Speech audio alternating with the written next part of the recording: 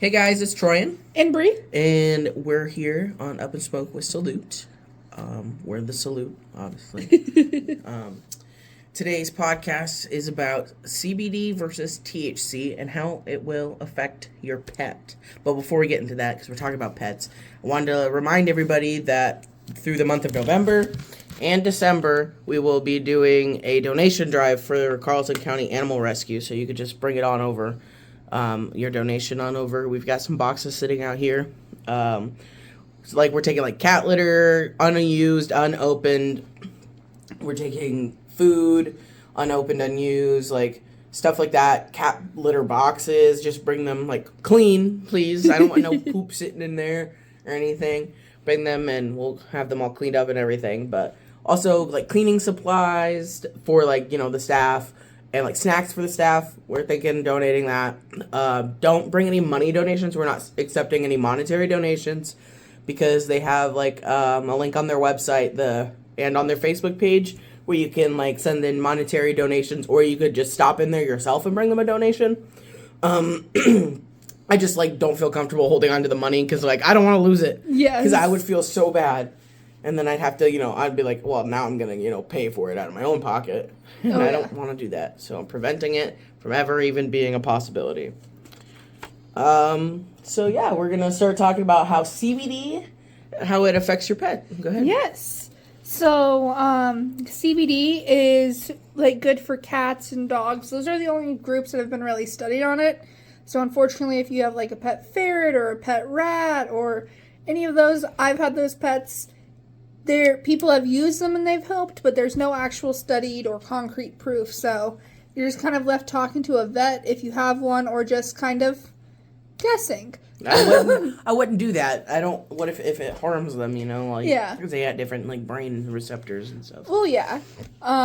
So for dogs, CBD can help with any pain relief, like arthritis, any pain from any cancer.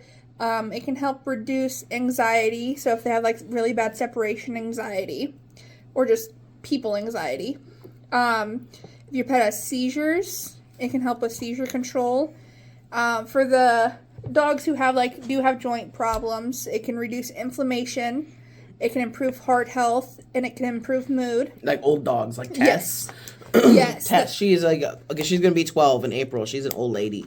She throws attitude all the time. Oh, yeah. And I've used CBD. We actually get some gummies that help with, like, joint pain and stuff like that. Not the edible gummies. These are the gummies that we can buy at, like, Walmart. Yeah. Specifically for her, especially with winter coming up. Because this is going to be her first Minnesota winter. Yes. In Nebraska winter, she really struggled, but with those, it helped her out. She would, like, be able to bounce out of bed instead of, like, slowly crawling. Always talk to your vet before dosing. They have done some studies, but the dosing on packages has not completely been fully vetted by actual veterinarians and people who, like, know the stuff. So always be careful when you go to dose your animals. For cats, if you're a cat lover like myself, CBD... I like cats. I have one. CBD is actually helpful for them, too. So, like, it can help with pain management, just like with dogs. Oh, I'm sure they jump a lot. So, like, as they get older... Oh, yeah, like... Cats are very active, so I'm sure as they get older that it starts to hurt their joints, and that's why they just become grumpy, mean-looking loaves of furry bread. Like your cat. Epilepsy and seizures. It can also help with that. A thing that CBD helps with cats that I didn't see mentioned helping with dogs is appetite. So it can stimulate their appetite, and it can also help control any, like, nausea that they have going on. It can help with their skin and coat. It can help with allergic reactions that they're having.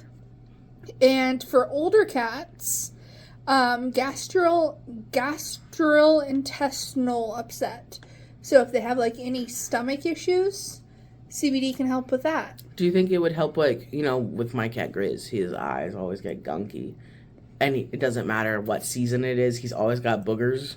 Yeah. We'll wipe them constantly. Obviously, I mean, you're the one who's wiping them because I think it's gross. Yeah. You wipe them constantly. Do you think, maybe we get him some CBD oil or something to put in his food? And yeah, I think it would be something that'd be really good to looking into, especially, like, since Grizz and Copernicus are about, like, those a are year the cat's apart. name. Yes.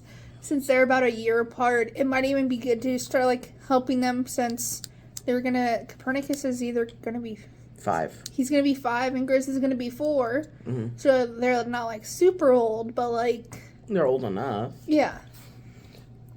Excuse me. Whew. Been drinking this energy drink and a little gassy.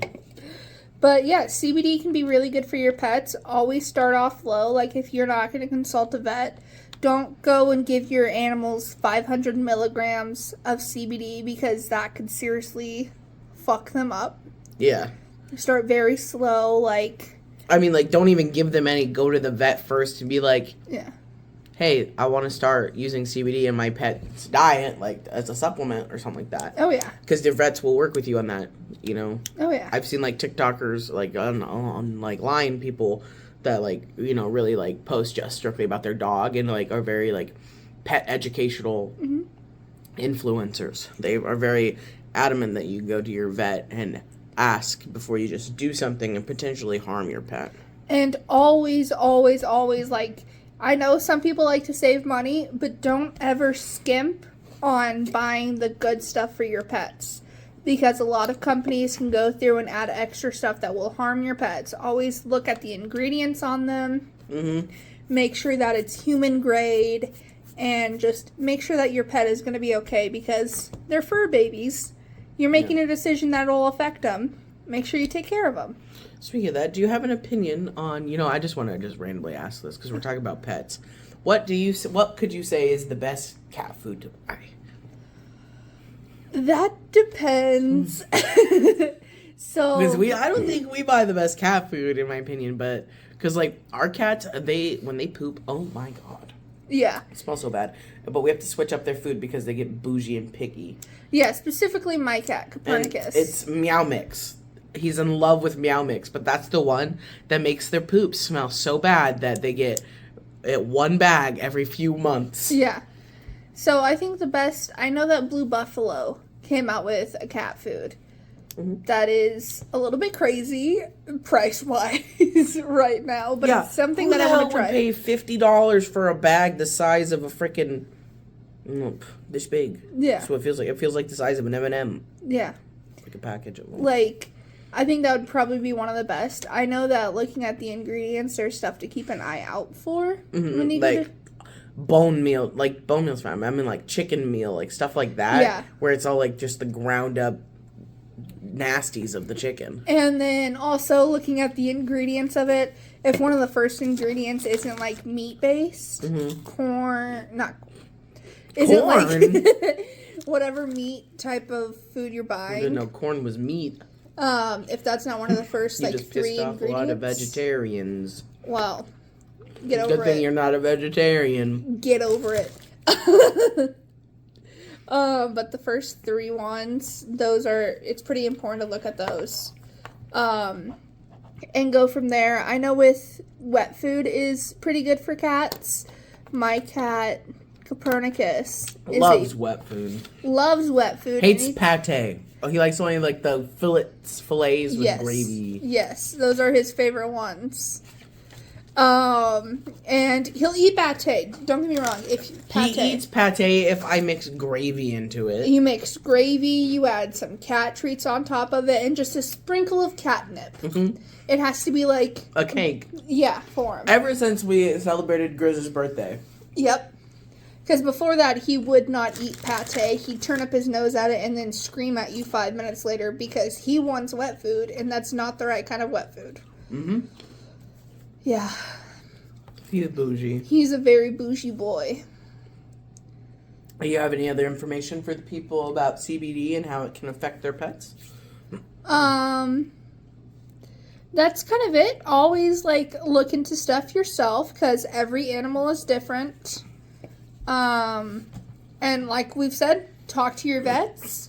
Talk to your vet about possibly introducing CBD into your animal's life if that is something that you're interested in and you think it would help them. Okay, so I'm going to take over to talk about THC and it, how it can affect your pet. So first off, I was looking about information, and did you know that rats and mice also have THC receptors? That makes sense. Yeah, but also leeches and mollusks, and a mollusk that's what, an oyster? Let me look.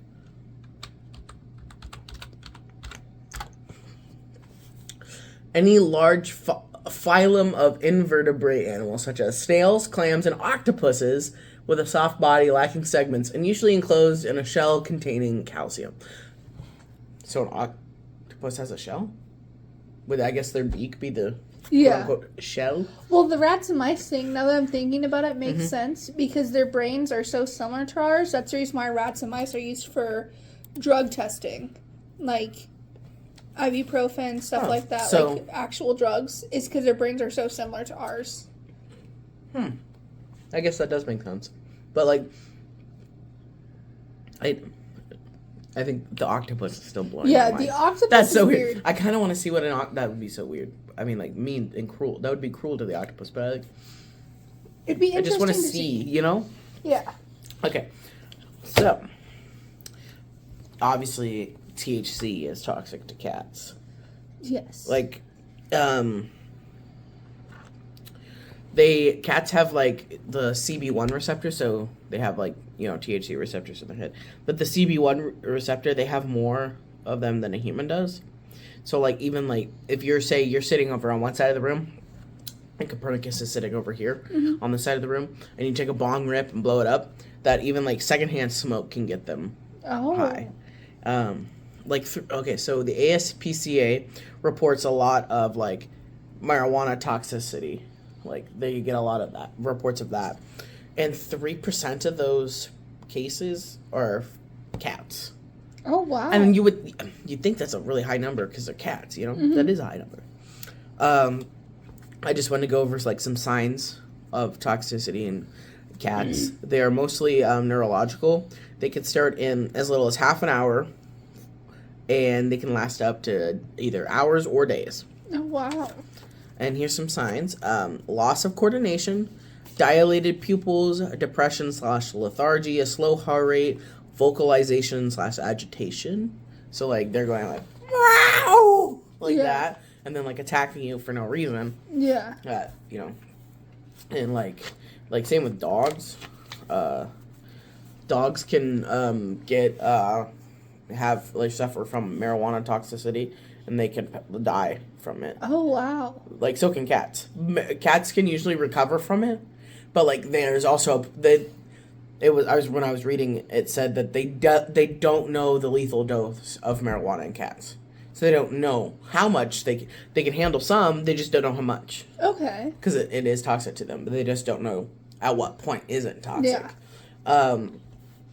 Symptoms of cannabis or marijuana toxicity in dogs can occur from 5 minutes to 12 hours after the exposure and can last for minutes to days. And symptoms are usually visible 30 minutes to an hour after they ingest it, which reminds me of Tess. So I feel like a shitty owner. I'm not gonna lie, but she's never jumped on the counter physically because it was pushed up on the counter. She's never physically jumped up there to grab something.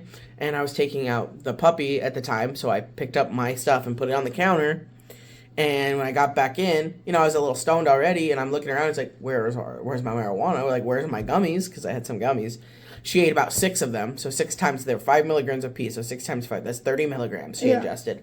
And I remember she was sitting there swaying back and forth. She fucking vomited everywhere. Yeah. And this is saying, signs of marijuana toxicity in dogs. Difficulty walking, poor muscle control, vomiting, drooling, the startled reaction where they're sitting there and they look like they fall asleep and then they jump awake. She was doing that. There's other less common signs of marijuana toxicity in dogs, and that's agitation or aggression, whining and crying, trouble regulating your body temperature, incontinence or urine dribbling. She already does that anyways. She already had a problem with her urine place anyways. her urine freeze. A slow or a fast heart rate, altered blood pressure, slow breathing rate, tremors, seizures, and a coma. So, luckily she didn't suffer from any of that. But, so if you, like, suspect that your dog has taken your edibles, like my dog has, you can either call a vet or go into the vet. What I did was I called the vet because I remember exactly how much there was on the counter, and she told me just to, like, kind of watch out for stuff, keep her hydrated. So there was 3 bowls of water sitting on the floor next to her. And all times I remember when we got that, it was the same day we got the bark box for Ghost, and I was reading it, the little insert that came inside of it, and Tess was sitting on the floor next to the bed. And this is when we were living in the camper, and not, at our apartment. But I look over and I said, "Hey, is this boring you?" And she looked up at me and then fell over because she couldn't hold herself up for a long time. But the next day, I popped a gummy in my mouth and she looked at me, saw what I had in my hand, and I don't know if you remember, she went, "Arr!" and looked away from me. She was like, "Don't fucking drug me again." And I was like, "Did you learn your lesson, Tess?" She also started screaming at you too that one time that you dropped them because Rocky was coming over to investigate, and she just started screaming like, "Get that off the ground!" Just ow, ow, ow. But if you do notice that your dog or cat has ingested marijuana, you can call the pet poison helpline, and they probably can help you better than maybe say your vet would. Yeah. Because they're trained specifically for stuff like this. But so because THC is stored in your fat cells, the ingestion for dogs can last several days. But dogs can usually recover within 24 to 36 hours. But in some cases, it may take up to 72.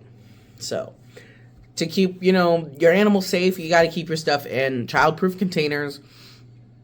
Keep those containers out of reach of a pet. So in a drawer, a locked box. I have my box, my smoke box, that has a latch on it. And then that box usually sits inside another box or inside a drawer, or it's here at work. Yeah. So it's not I'm just leaving it out places. Do you have any thoughts, comments, concerns, questions you want to ask? And if you think my pet would never, they've never done something like that before. Yes, they would. Tess had never done anything like that before. I've had her for years, and yeah, she'll chew on plastic bottles every once in a while, but never jump up on the counter. When I call her up onto me, she likes to pretend that she can't stand up straight. She does she looks like thing. A baked bean. Yeah.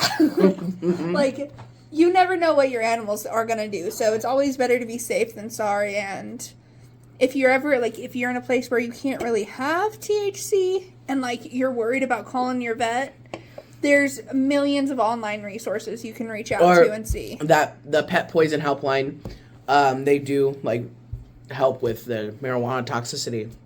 Their number is 855-764-7661. And that number will be in the description as well. And also, speaking of stuff in the description, the website for Carleton County Animal Rescue will be in the description, along with their Amazon wish list, so you can send them stuff that way and still be a part of the donations. Yep. Moving on, I guess. We got some questions sent in from last week's podcast. You can read a few. Well, you read one side, I'll read the other sides, but we'll both answer the questions. Yes. So, you go ahead first. So this is the first question from an anonymous person. The Aldo Moro case is pretty heavy. Any plans to cover more international conspiracy theories? I would love to.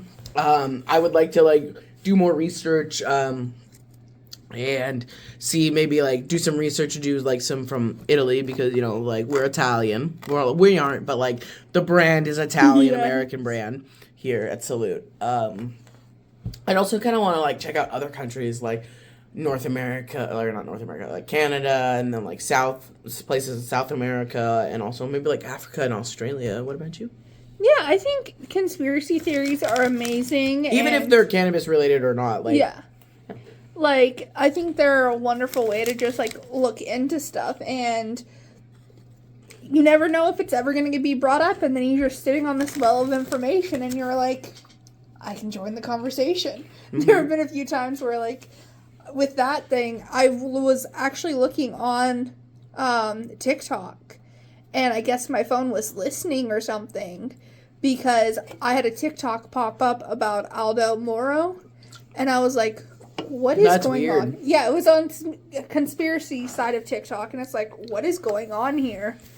Yeah, I'll have to show it to Speaking you of later. TikTok, we are on TikTok, absolute THC 420. Follow us there. I'll show you what it looks like on the screen right about now. You see it there? No. You don't see it? Can they see it, do you think? They should be able to. I can't. Do you see the follow button right there? No. I do. Why do you not see it? You gotta believe. You gotta believe. All right, next question. The next question is, do you think that if the hemp car had launched, would it be the Tesla of the time by John? I think the hemp car would have been better than the Tesla, because I feel like that would have set the standard for cars. So the way we see, like, the way the cars are now would be, like, completely different. It wouldn't be, like, oil-based. It would be, most of them would be hemp-based, and it would be strange to see, like, a gasoline-ran car. That's how I believe that it would have progressed. Do you think we'd have to call it the gas station, the hemp station? That would be cool. Yeah. That would be cool. Gotta stop by the hemp station and get some hemp. Some hemp? Get some ethanol. Yep.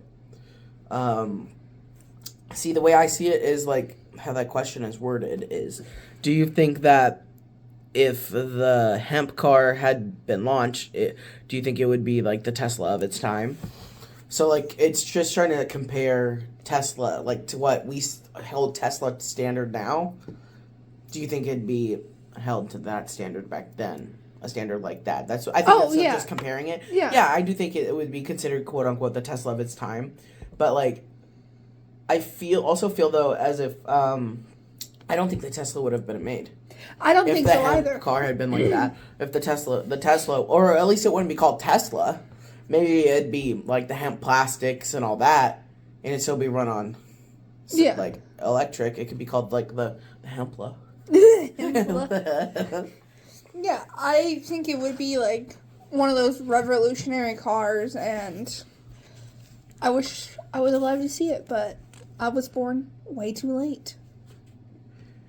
All right. Let me read some questions now. This is from Toby. Do you think the hemp car will make a comeback now, since everyone is, quote unquote, so concerned about the health of our environment? You know, if those plans hadn't been destroyed, like we talked about in last week's podcast, go watch it. You know, I feel like if the schematics of it hadn't been destroyed, or at least like it's said to be destroyed, we don't actually know for sure. It could be just like hidden in like the Library of Congress or whatever. Yeah. Or like where they have all the books. Yeah. I don't know where that's at. But yeah, I think that if we got our hands on those schematics, with how marijuana is being more recognized or like legalized, like shout out to Nebraska, they just legalized medical marijuana. Yes. Like literally last week. But yeah, I think that if we can get our hands on schematics that could help make the car, then yes, that it will make a comeback. I hope it will. I hope that's something that we see in our time, and I hope so. if they still have the schematics, that would be amazing. If they don't, what do you guys think? What do you guys feel? Reach out to us. You can reach out to us about like questions on our Instagram at Salute Dispensary, Facebook, our TikTok, our X. We have X. You know, follow us on X. All of our links are right there on Facebook, so go follow us there. But do you have any other questions, statements? Because I have a statement. Anonymous person sent in a statement. okay. It says, not a question, but a statement.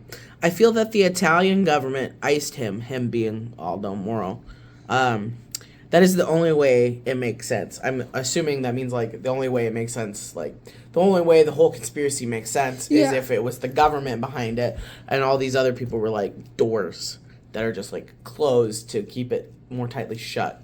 Oh, yeah. And more off of the government. It's like, well, this conspiracy leads into this one, which leads into this one. It's like Russian nesting dolls, but it's like Italian murder dolls.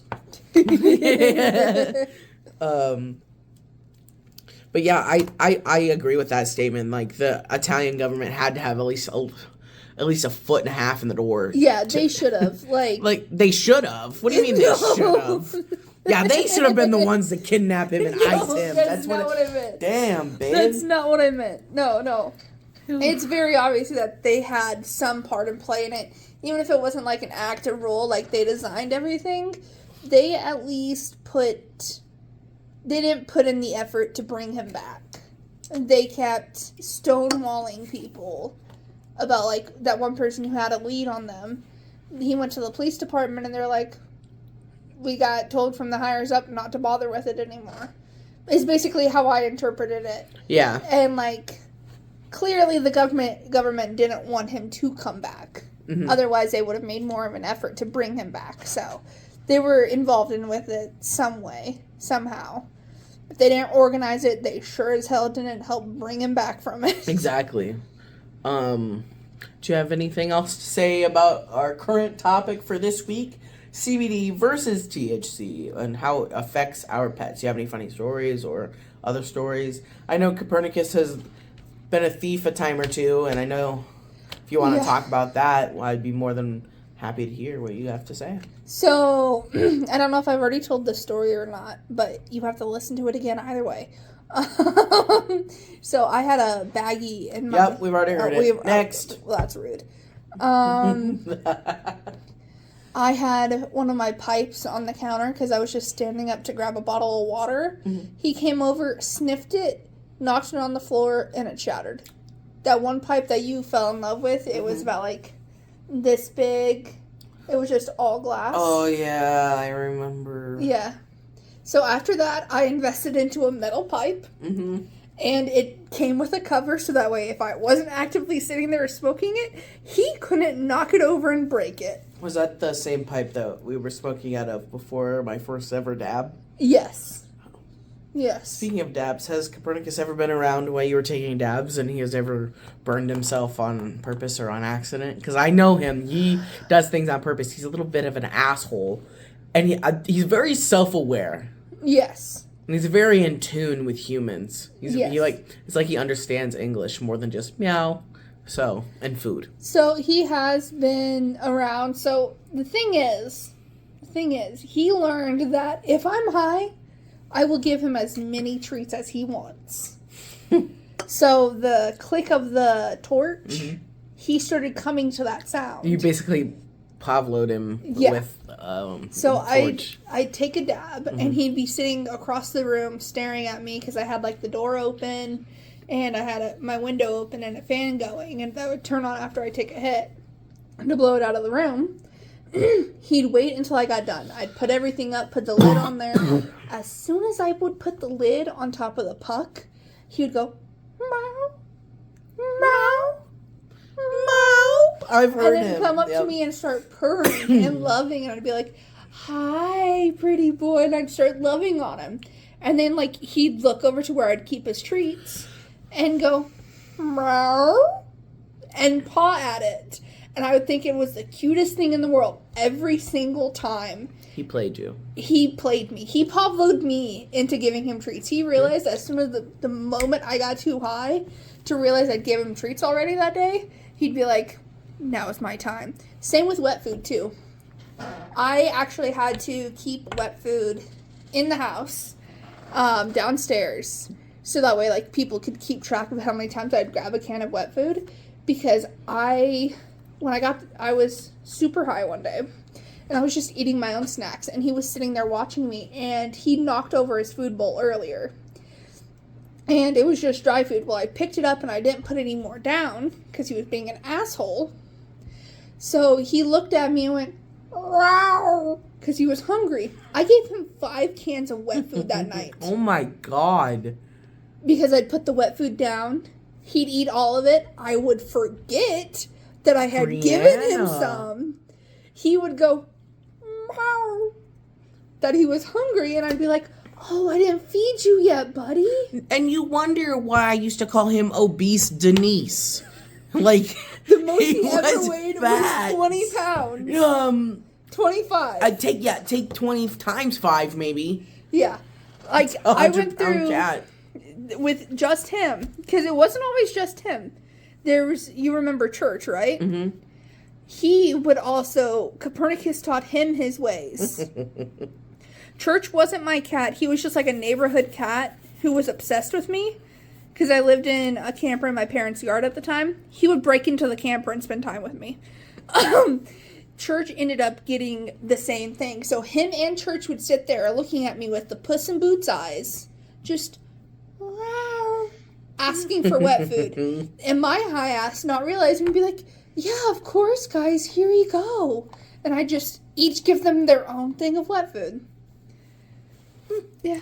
See, one time I had taken too many edibles. I was upstairs. So it was a Thursday, and I know it was a Thursday because I had fried chicken that night. And I got home from my grandma's. I went upstairs, played some video games with my friends, took a gummy, took another gummy, ended up taking like 175 milligrams worth of gummies. And then I was like tripping, and then I got super hungry. So I went downstairs. Steve was already asleep. It was like 1 o'clock in the morning. I'm making a sandwich, and all of a sudden Rocky's there. He's just sitting there, and he was looking so cute. And then he looked at my sandwich and just like anime eyes, just like boom, like Donkey from Shrek. Like, yes. Can I come with you, please? Like that. Yes. Scene. Well, I'm making the sandwich, and then I was like, fine. So I'm making 2 sandwiches, and this is how high I was, because this is what the sandwich was: bread, mayo mustard, mayo on one bread, mustard on the other, ham, barbecue chips, pickles. Smushed it down, and then I was like, and I just gave it to Rocky without even thinking. I was like, here you go, buddy. And then I just made myself a sandwich. But yeah, so I guess I don't have to worry about giving my dog my THC. I just have to worry about giving my dog the food that I'm eating. Tess, one time, you probably remember this because you were watching me during this. My bag of Chex Mix, that giant one that I had bought, and I got high and I was just munching on it. Well, you watched me do this. Tess came over, went, ow, and I just started feeding her pieces of Chex Mix. As I'm eating Chex Mix, just handful for me, handful for Tess, handful for me. And I'm just like, what are you doing? Yeah. Because dogs, here, I'll just read you a list of foods that dogs can't have, and then I'll tell you a funny story about Freddie. Oh, yes, Freddie. Dogs, they cannot have grapes, avocado, chives, bones, like bones that are too brittle, stuff like that. Corn on the cob, chocolate and caffeine, nuts, coconut and coconut oil, mushroom, onions, yeast, alcohol, xylitol, which is like the sugar in most peanut butters. Yes. So you got to be careful about that. Garlic, salt, milk. It kind of fucks with their stomach, I guess, and stuff like that. So, but here's something funny. So one time, I was at Breeze, and when we were just like friends and stuff, hanging out all the time, we were best friends. We're not friends now. We absolutely hate each other now. That's not true. Disgusting. Well, she gave me 3 dabs because I had never had 3 dabs before, just to myself. Like, I was limited to him. Such a lightweight. I was such a lightweight. But I got so high to the point where I could not move, and I was in the middle of eating a beef stick, and I'm laying on my side, and we're watching a movie, Bree and I, and I'm laying on my side, and I realized, oh fuck, I can't move. And I'm like, and I started laughing. Because I'm high off my ass. And I'm sitting there, and I just see Freddie, the pit bull. Remember Freddie? Yes. He gets off the bed where Bree was, stretches, walks over to me, sniffs my beef stick, looks at me like side-eyeing me. At this point, there's tears coming out of my eyes. There are tears coming out of my eyes. And he just takes my beef stick, like he just goes, chomp. And he just like grabs it out of my mouth, out of my hand. And he's like pulling it with his teeth, just like, yeah.